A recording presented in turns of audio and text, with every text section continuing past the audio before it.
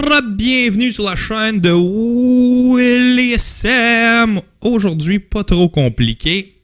Pour moi, en tout cas, parce que, évidemment, je vais essayer de m'adresser à des personnes qui sont des beginners, des débutants dans le motocross. Soit ils veulent s'acheter un motocross, savent pas trop par où commencer.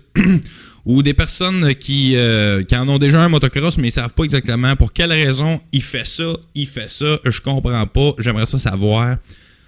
La question se pose, ça devrait être ça. Le titre du vidéo, YZ125, est-ce que c'est la moto parfaite pour débuter le motocross?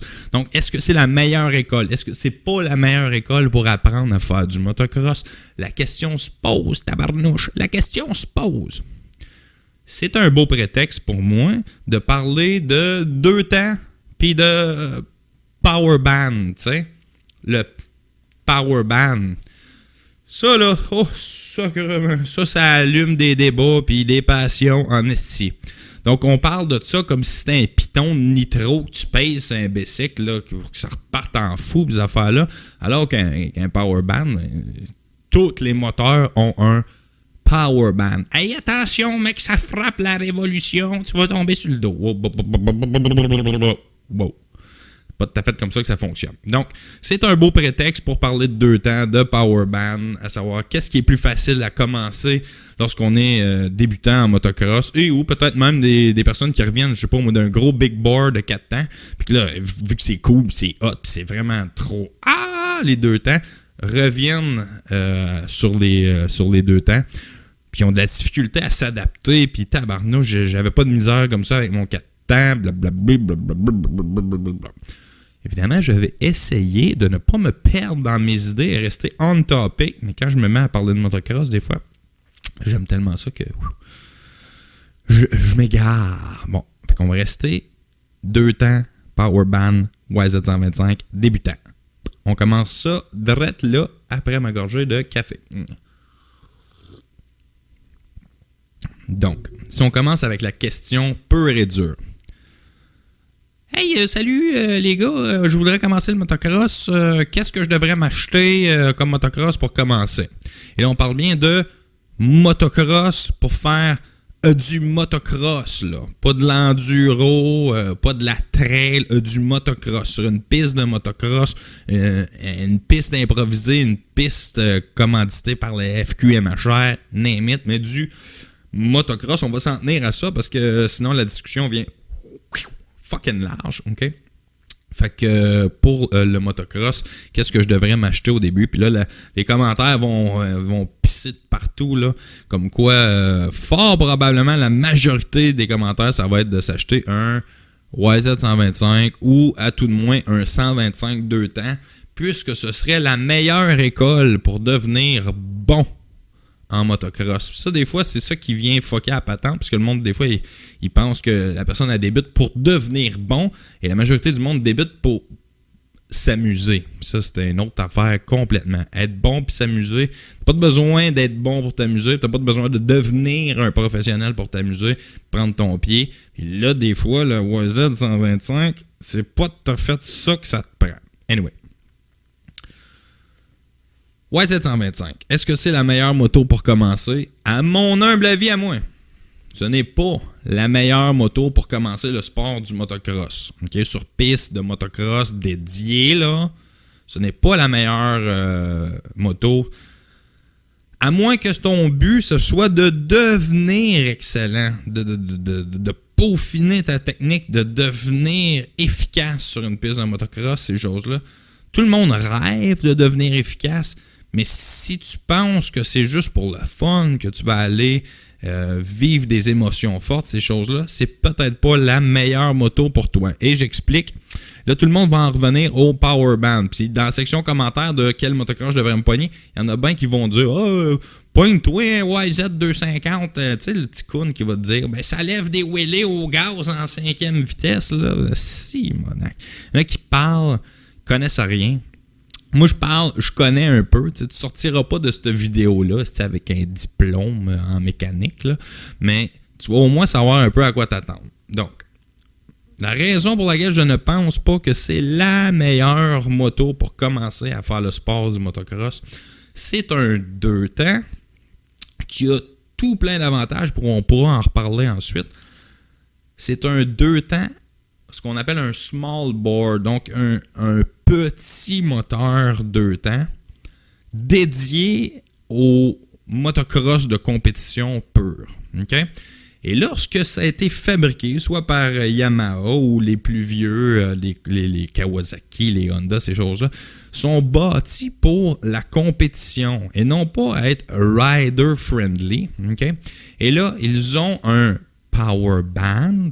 Okay? Je vais l'expliquer rapidement, c'est quoi le power band. Donc, chaque moteur a un régime de rotation par minute à laquelle il est le plus efficace. Certains moteurs sont doux au départ lorsqu'on est à bas régime, mais montent de façon graduelle dans les tours et la puissance vient de façon graduelle, alors qu'un 125 2 temps, c'est extrêmement creux au départ, donc jusqu'à 6 puis 7000 tours de rotation par minute. Il n'y a pas grand-chose qui se passe. Ça va monter de 5 horsepower à 10, à 12, à 17. Puis là, tu n'es même pas encore rendu là, dans le kick de la moto. Et tout d'un coup, ça monte. Je sais pas les vrais chiffres, mais ça doit ressembler genre à 9500 tours jusqu'à 11500 tours. Une petite plage dans laquelle le power fait... Donc, si on avait à dessiner là, une courbe d'un YZ 125, ça fait ça. Wouah! Puis là, il faut que tu shift. C'est fini, là. Ta gear est finie, là. Là, c'est le temps de shifter. Et le but, c'est de shifter au bon moment pour retomber juste dans la partie haute. Ici. Si on shift trop tôt, wow, on retombe dans le creux. On est obligé de repartir à zéro, dans le fond. Même chose que lorsqu'on va prendre une courbe serrée, si on est arrivé vraiment rapidement dedans, parce qu'on n'est pas habitué puis gager ces choses-là, on est arrivé vraiment, vraiment vite dans la courbe, puis là, on break en panique, on oublie. Évidemment, on ne l'oublie pas, mais on le manque, on downshift pas assez, puis on est dans une gear qui est trop haute. Vous allez peser sur le gaz, puis vous allez être dans le bas de la courbe. Ça va faire... Là, shit, on downshift.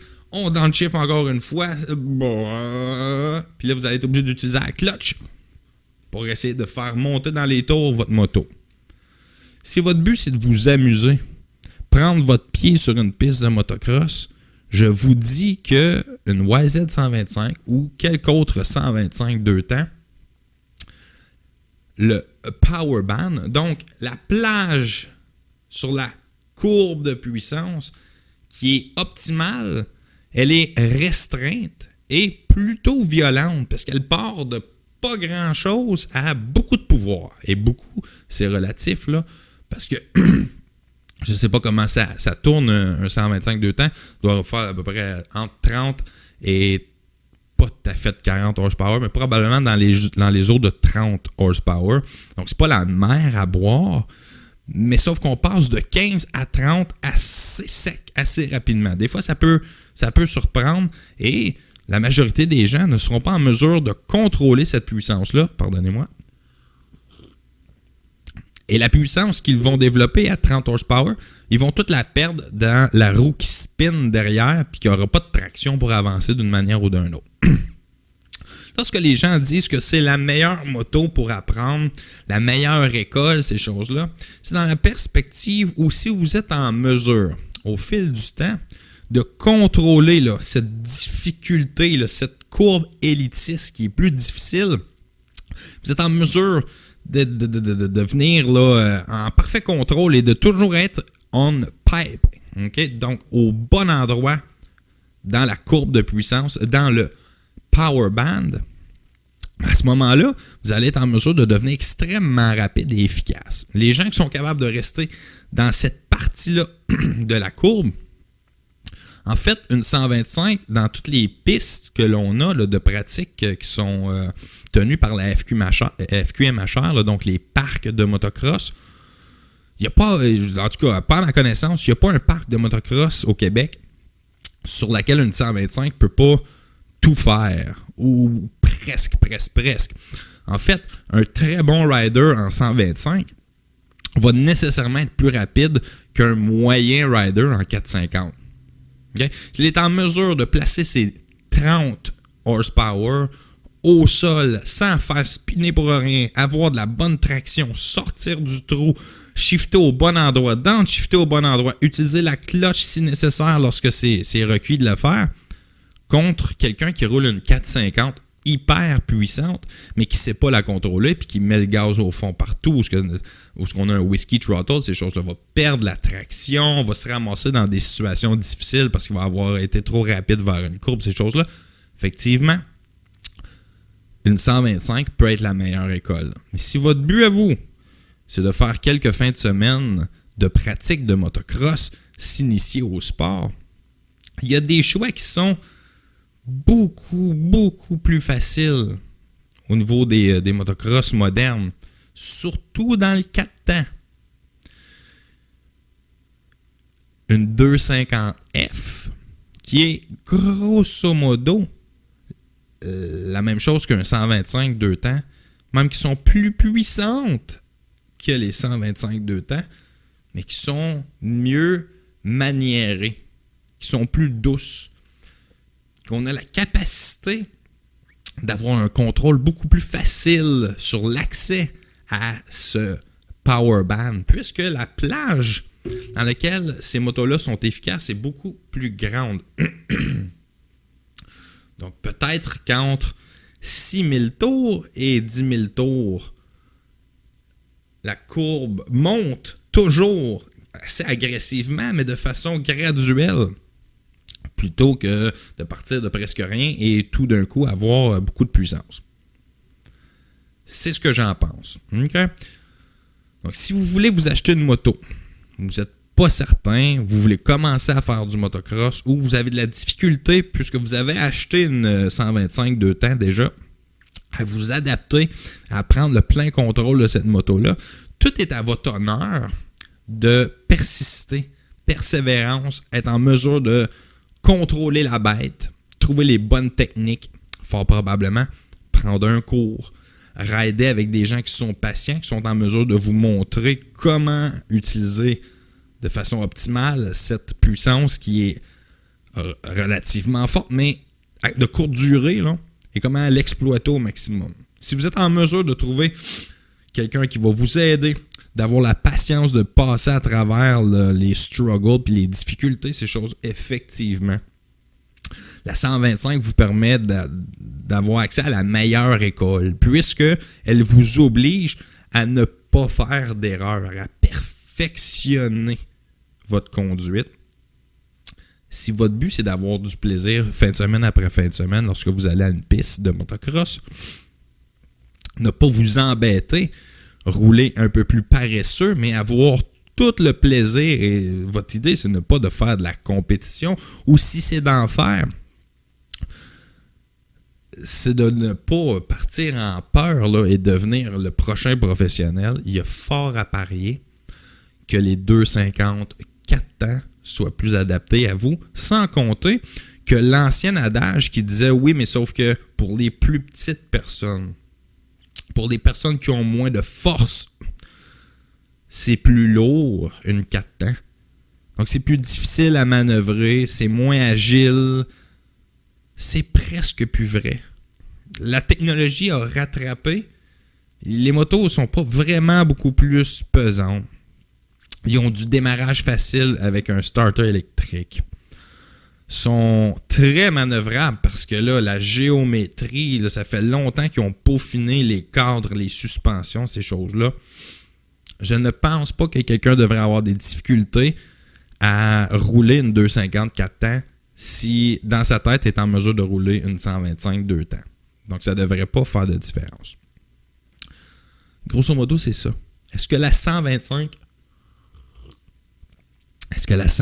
est la meilleure école? Est-ce que le power band d'un 2 temps small bore de motocross, parce que tous les moteurs peuvent être montés et dédiés de sorte à ce qu'elles soient optimales à bas régime, à moyen régime, à haut régime, que ce soit un 2 temps ou un 4 temps, ça ne fait pas vraiment de différence. Mais les motocross 125 dédiés au motocross seulement, ce sont souvent des motos qui sont dédiées au très haut régime. Et ça, c'est un peu élitiste comme courbe de puissance. C'est beaucoup plus difficile à avoir accès à cette puissance-là de façon régulière et sans faute. Je ne pense pas que c'est la meilleure. C'est un bon choix, mais ce n'est pas la meilleure moto pour commencer. Mon humble avis. Vous en faites ce que vous voulez. Commentez, là. Dites-moi ce que vous en pensez. Pour quelle raison? Peut-être des choses que j'ai oubliées, des choses que j'ai passées par-dessus, qui vous fait dire que la 125, effectivement, c'est le meilleur choix. Ou peut-être, tu as raison, mais moi, j'irai encore plus loin. Pour X, Y raison, ce n'est pas le bon choix.